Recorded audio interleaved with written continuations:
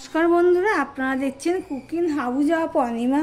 টাইটেলে thumbnail দেখলে তোমরা বুঝেই গেছো কি করব। হ্যাঁ, আজকে আমি মুগেশ্বরী পটল রান্না করব। তার জন্য দেখো পটলগুলোকে এইভাবে কেটে নিয়েছি, আর পটলের যে শক্ত দানাটা আছে সেগুলো আমি ফেলে দেব। ফেলে দিয়েছি, এ দেখো আবার চোখে যেটা পড়ছে সেটা। আর নিয়ে নিয়েছি এক বাটি মুগের ডাল। এই মুগের ডাল দিয়ে আমি মুগেশ্বরী পটলটা করব। প্লিজ দেখতে থাকো আমি কিভাবে করব। দেখো বন্ধুরা, আমি একটা কড়াই বসিয়ে দিয়েছি, কড়াইটা গরমও হয়ে গেছে। এবার আমি সর্ষের তেল দিয়ে দিলাম। এই রান্নাটা আমি সর্ষের তেলেই করব।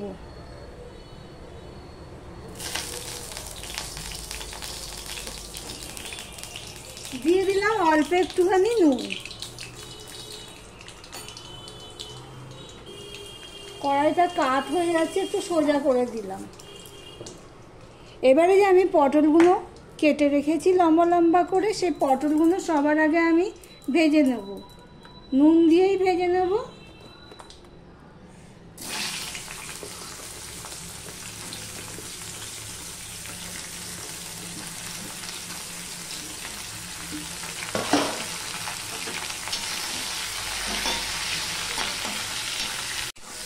দেখো পটলগুলো ভাজা হয়ে গেছে।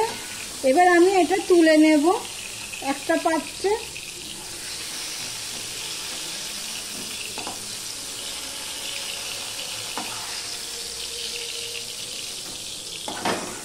দেখো যা তেল আছে এর মধ্যে আমি আরেকটু তেল দিয়ে দেবো। সর্ষের তেলেই দিয়ে দিলাম।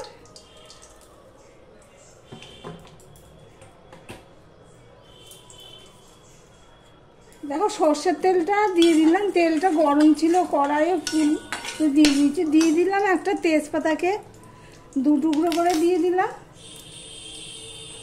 দিয়ে দিলাম জিরে।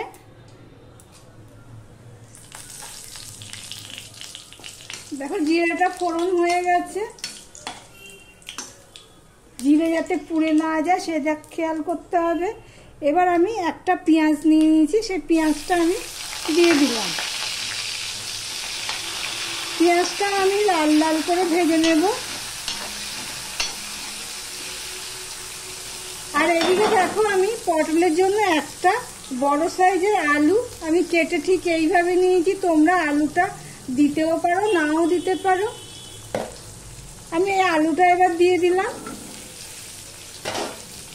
দিয়ে পটলের সাথে আমি ভেজে নেব। একটু নুন দিয়ে দেবো।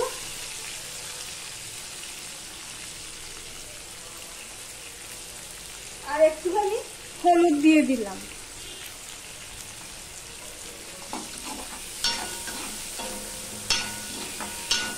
এইভাবে তোমরা খেয়ে দেখতে পারো। আর যারা নিরামিষ খাবে, পেঁয়াজটা না দিতে চাইলে এর পরিবর্তে তোমরা জিরে তেজপাতা ফোড়ন দিয়ে করতে পারো।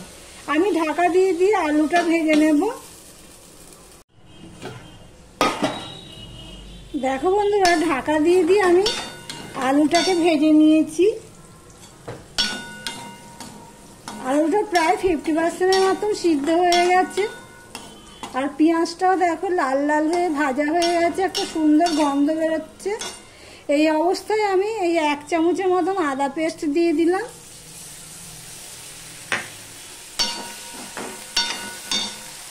আর এখানে একটা বড় সাইজের টমেটো আমি কেটে নিয়েছি, আর দুটো কাঁচা লঙ্কা সেগুলো আমি দিয়ে দিলাম। দিয়ে সম্পূর্ণটা মিশিয়ে নিয়ে আমি অপেক্ষা করব যতক্ষণ না টমেটোটা নরম হচ্ছে, আদার কাঁচা গন্ধটা চলে যাচ্ছে।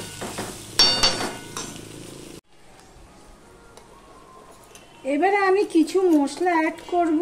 রেগুলার যে মশলাগুলো সেগুলো 1 চামচ আমি জিরের গুঁড়ো দিয়ে দিলাম। 1/2 চামচ দিয়ে দিলাম হলুদের গুঁড়ো। আর 1/2 চামচ দিয়ে দিলাম ঝাল লঙ্কার গুঁড়ো। এখানে আমি 1/2 চামচ দিলাম। আর ধনের গুঁড়ো দিয়ে দিলাম 1 চামচ।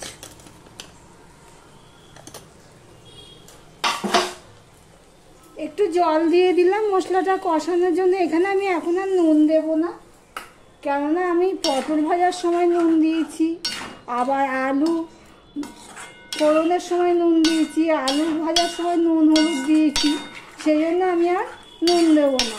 এবার আমি মশলাটা ভালো করে কষিয়ে নেব, ঢাকা দিয়ে দিয়েই কষিয়ে নেব।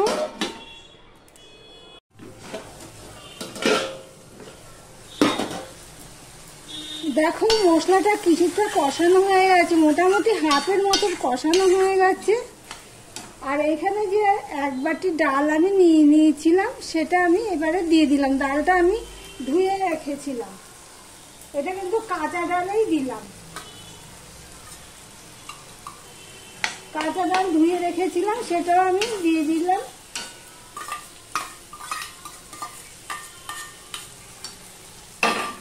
এবার মশলার সাথে এই ডাল ধুয়ে রেখেছি সেটাও আমি কষিয়ে নেব। গ্যাসের ফ্লেমটা আমি লো টু মিডিয়ামে রেখেছি। এবার ঢাকা দিয়ে দিয়ে আমি কষিয়ে নেব। দেখো বন্ধুরা, ডালটা তো দিয়ে দিলাম, মিশিয়েও দিলাম, ঢাকাও দিয়ে দিয়েছিলাম।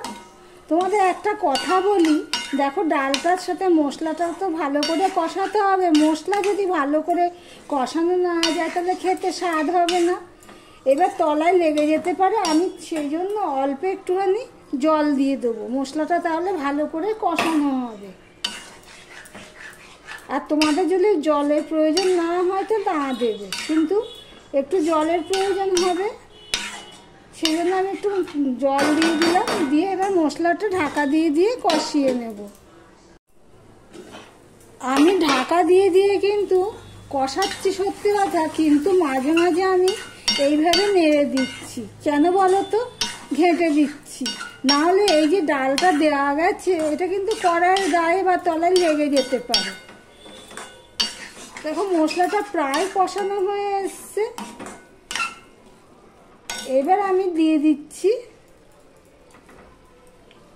ভেজে রাখা পটলগুলো, দিয়ে সম্পূর্ণটা আমি মিশিয়ে নিয়ে আর একটু কষিয়ে নেব। আমার ভিডিওটি যদি ভালো লেগে থাকে প্লিজ লাইক কমেন্ট শেয়ার করে দিও। আর যারা নতুন বন্ধু ভিডিওটি দেখছো এখনো পর্যন্ত সাবস্ক্রাইব করোনি তাদেরকে বলবো সাবস্ক্রাইব করে পাশে থাকার জন্য। আর পাশে যে বেল অপশানটা আছে সেটা প্রেস করে দেবে, তাহলে আমার যা সব রেসিপি ছাড়বো সবার আগে তোমাদের কাছে পৌঁছে যাবে। দেখো একটুখানি কথা বলতে বলতে সম্পূর্ণটা মিশিয়ে নিয়ে কষিয়ে নিয়েছি। এবারে আমি দিয়ে দিচ্ছি জল। জলটা বুঝে দিতে হবে, ডালটা সিদ্ধ হতে হবে। তো ডালটা প্রায় অর্ধেকটা মতন সিদ্ধ হয়ে গেছে, আরও অর্ধেকটা মতন সিদ্ধ হতে হবে, সেই বুঝে জল দিতে হবে।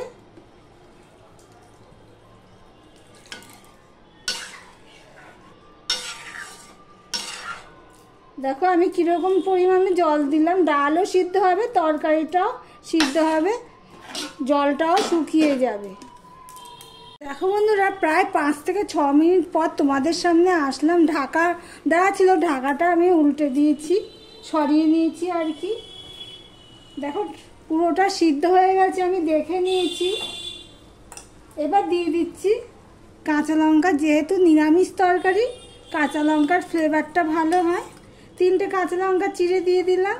আর দিয়ে দিলাম ঘি, 2 চামচের মতন ঘি দিয়ে দিলাম। আর দিয়ে দিলাম এই গরম মশলাটুকু। এই গরম মশলাটা আমার ঘরেই তৈরি করেছি। এবার সম্পূর্ণটা আমি মিশিয়ে নিচ্ছি আর তোমাদেরকে দেখাচ্ছি থিকনেসটা কেমন হয়েছে। দেখতে পাচ্ছি বন্ধুরা কি দারুণ হয়েছে। এই দিয়েই পুরো ভাতটা খাওয়া হয়ে যাবে। পটলগুলো আমি যেহেতু লম্বা লম্বা করে সরু সরু করে 4 ফালি কেটে নিয়েছি, এতে করে কি হবে পটলের ভিতরেও মশলা ডালের স্বাদটা ঢুকবে। তাহলে দেখতেই পাচ্ছ। তাহলে আমার মুগেশ্বরী পটল কেমন হলো কমেন্ট করে জানিও বন্ধুরা। আর ভিডিওটি আজকের মতন এখানেই শেষ করলাম, আবার অন্য কোনো রেসিপি নিয়ে চলে আসবো। সঙ্গে থেকো বন্ধুরা। এইভাবে একবার তোমরা রান্না করে খেয়ে দেখতে পারো, না রান্না করলে এতটাই স্বাদ হয়, খুব খুব স্বাদ হয় বন্ধুরা। বানিয়ে খাওয়ার অনুরোধ রইল।